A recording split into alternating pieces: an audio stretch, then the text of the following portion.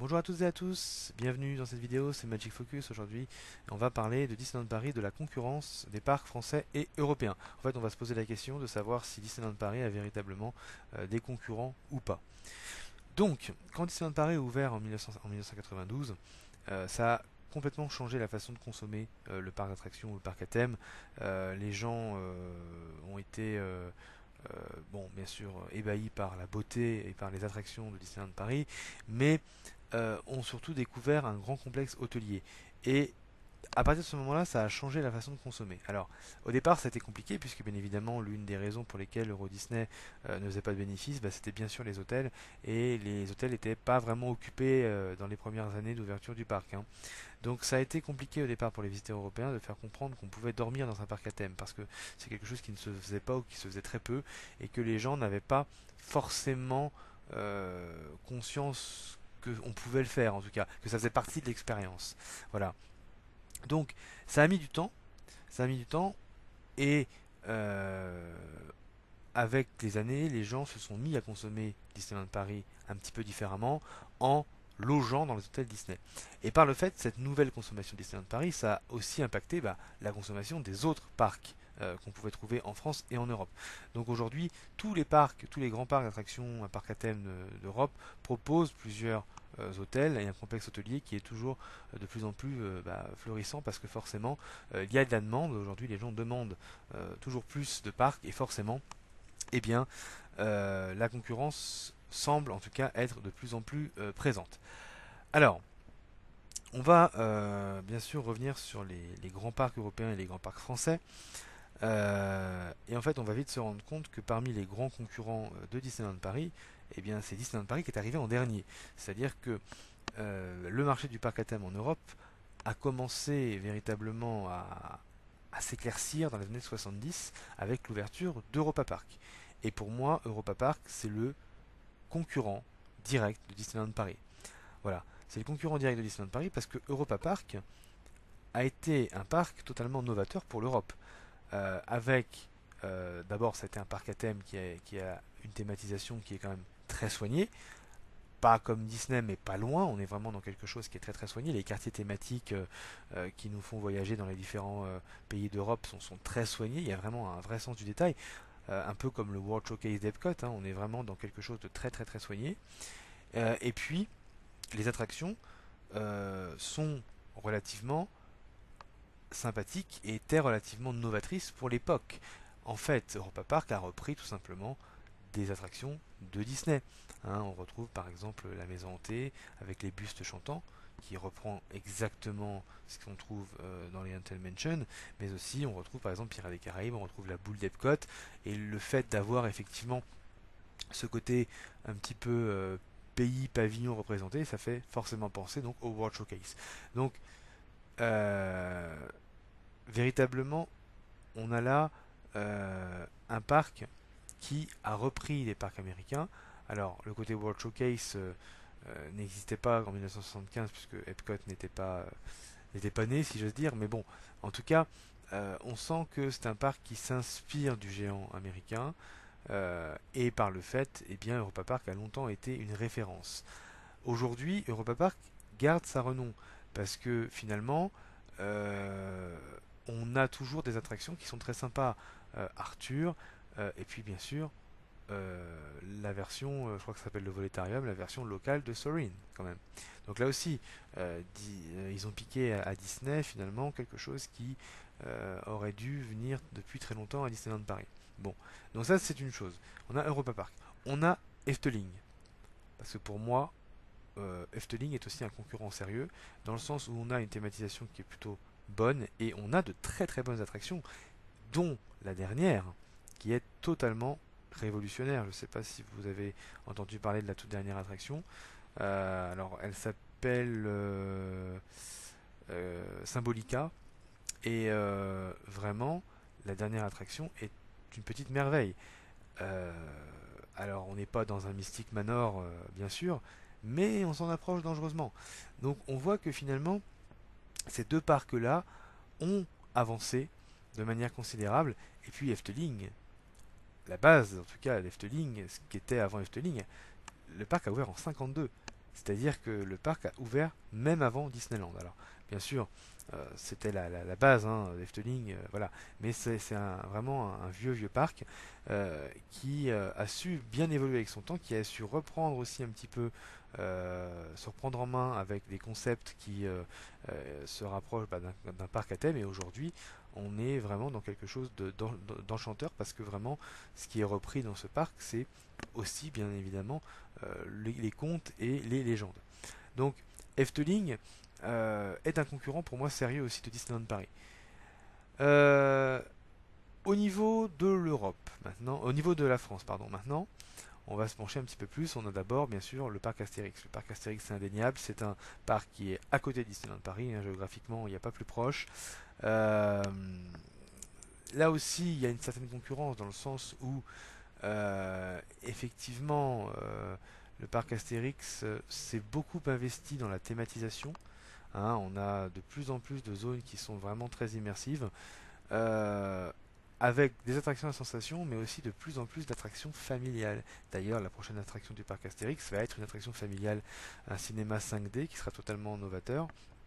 Donc là aussi, bah, on sent que le parc Astérix va de plus en plus vers à la fois, enfin continue de maintenir les sensations, mais va pousser de plus en plus vers le familial pour un petit peu contrer Disneyland. On a également, bien évidemment, le Futuroscope qui propose des attractions de plus en plus bluffantes technologiquement parlant. Euh, voilà, c'est véritablement on a l'impression même que il y a beaucoup plus d'attractions novatrices technologiquement parlant au Futuroscope qu'à Disneyland Paris. C'est là qu'on se dit, ah oui, ils sont capables de faire ça. Alors pourquoi Disney ne le fait pas? Et encore une fois, ils ont aussi repris, par exemple, le concept de Soarin'. Et après, je dirais que en termes de parcs européens, de parcs français, c'est à peu près tout. Vraiment, parce que bon, le Puy du Fou, moi je le mets hors catégorie, dans le sens où le Puy du Fou, c'est vraiment un parc de spectacle. Donc là, c'est vraiment vraiment à part, ça touche une autre catégorie de personnes. Maintenant, tout ça, ça fait pas tout. Parce que quand on y regarde bien, il y a quand même des choses qui ne vont pas entre guillemets dans ces parcs-là. Déjà, aucun des parcs que j'ai cités n'atteint le niveau d'immersion, de thématisation et de storytelling aussi parfaitement que Disneyland Paris. Donc ça, même si on dit que les visiteurs s'en foutent, en fait, inconsciemment, les visiteurs, même s'ils vont pas forcément s'en rendre compte, inconsciemment, ils vont tout de suite trouver que le sens du détail à Disneyland Paris, c'est quelque chose d'exceptionnel. Et s'ils trouvent que le sens du détail est quelque chose d'exceptionnel alors qu'ils ne vont pas forcément y faire attention, c'est que c'est que le pari est totalement réussi. Et en ça, je pense que il n'y a aucun parc qui arrive à ce niveau-là en Europe. Euh, Même si Europa Park a de très belles zones, même si Efteling est un très beau parc, on n'arrive pas à la cheville de Disneyland Paris en termes de thématisation, de storytelling, de façon de raconter des histoires. Ensuite, Disneyland Paris, qu'est-ce qu'on a dans le mot? On a Disney. Et je crois que déjà rien que le fait d'avoir la marque Disney dans le nom, bah voilà, ça fait que Disneyland Paris est incontestablement numéro un de par la marque. Il faut quand même se rendre compte d'une chose, c'est que quand Disneyland Paris allait très mal en 2012, 2013, 2014, qu'on avait des rides qui étaient complètement à la ramasse, qu'on attendait vraiment que les choses se reprennent en main, c'était encore la première destination touristique européenne à ce moment-là. Et elle dépassait par le fait les autres parcs, finalement. Donc, malgré des lacunes, malgré du retard, malgré finalement un retard aussi en termes de technologie dû à des problèmes de budget, bien que Ratatouille finalement soit quelque chose de relativement impressionnant technologiquement parlant, mais on a toujours eu un certain retard. Et malgré ce retard, eh bien, on a toujours gardé la distance à Disneyland, la place numéro 1 à Disneyland Paris, on a toujours tenu la distance. Pourquoi? Parce qu'il y avait le nom Disney. Tout simplement. Je pense que on est tous beaucoup plus sensibles à l'univers Disney qu'à l'univers, par exemple, d'Europa Park, tout simplement parce que ça rappelle notre enfance, parce que les univers exploités chez Disney sont des univers justement très immersifs, avec une thématisation qui parle beaucoup à l'Europe, beaucoup aux gens. Donc forcément, voilà, euh, ça reste évidemment quelque chose qui est indéniable. Maintenant, il faut pas se leurrer, Il est vrai que Europa Park a vraiment des records de fréquentation, que le parc Astérix et le Futuroscope sont de plus en plus visités par des touristes étrangers. Il y a vraiment beaucoup d'Anglais, d'Espagnols, d'Allemands et d'autres nationalités qui vont maintenant à Astérix et au Futuroscope. Et ça, c'est quelque chose qui ne se faisait pas trop il y a 10 ans, 15 ans de cela. Encore une fois, ça montre aussi le développement finalement des, euh, des- du tourisme dans les parcs à thème, euh, dans la sphère des parcs. Et là, dans la parcosphère, voilà, je cherchais le nom. Et là, on se rend compte qu'effectivement, les gens vont de plus en plus, voyagent de plus en plus dans les pays pour aussi faire les parcs correspondants. Donc ça, je trouve que ça, c'est une nouvelle étape aujourd'hui et que du coup, c'est un petit peu entre guillemets dangereux pour Disneyland Paris. Maintenant, Maintenant, Disneyland Paris, comme je le dis, à l'image qu'il dégage, à la marque Disney, et par le fait, il est difficile vraiment de concurrencer Disneyland Paris. Surtout que avec le plan d'expansion qui a été annoncé, on peut s'attendre vraiment à des attractions complètement nouvelles technologies. Et à mon avis, les attractions vont être totalement incroyables technologiquement parlant et complètement inédit en Europe. Donc je ne sais pas encore ce que donneront les attractions parce que pour l'instant on n'en sait rien, mais imaginez un bateau d'escape ou un ride Frozen nouvelle génération, je pense que ça peut être extrêmement dangereux pour les autres parcs. Alors, finalement, est-ce que Disneyland Paris a des concurrents? Oui, il a des concurrents sérieux, mais ça ne détrônera pas Disneyland Paris de sa place numéro un avec les raisons que j'ai citées. Maintenant, est-ce que s'il y avait eu un Universal, les choses auraient changé? Alors je pense que les problèmes financiers d'Euro Disney, de toute façon, n'auraient rien changé si on avait un Universal dans le développement de Disneyland Paris, parce que malheureusement, Disneyland Paris n'a pas pu se développer convenablement à cause des problèmes de budget. Donc si on avait eu un Universal, par exemple en Ile-de-France, qui aurait été vraiment le concurrent direct comme à Orlando de Disney, je pense que ça n'aurait pas changé la façon de se développer de Disneyland Paris, mais ça aurait peut-être même été encore plus dangereux parce que ça se trouve, pour le coup, Universal aurait été plus amène à attirer les visiteurs que Disney. Après, ça aurait permis aussi à Disney peut-être d'être tiré davantage vers le haut. Peut-être qu'on n'aurait pas attendu autant de temps pour avoir des nouveautés. Peut-être que les choses qui se sont développées, l'OPA, etc., peut-être que ça aurait été fait avant. Je ne sais pas si c'était possible de le faire avant, mais en tout cas, peut-être qu'on aurait eu voilà, des plans d'investissement peut-être plus régulièrement de la part de la maison mère, mais de toute façon l'argent était un souci et c'est ce qui a empêché Disneyland Paris de se développer. Est-ce que ça aurait été dangereux pour lui d'avoir un parc Universal?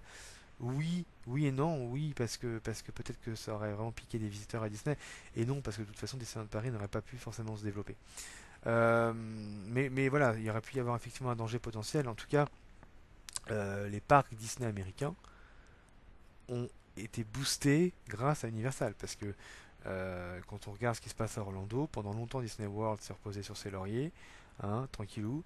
Et quand Harry Potter est sorti de terre enfin, a ouvert en 2010 quand ils ont vu ce qu'ils étaient capables de faire en termes de technique d'attraction, en termes d'effets spéciaux, de technologie, etc., etc., là ils ont eu peur. Et surtout qu'Universal a fait après un développement plutôt agressif.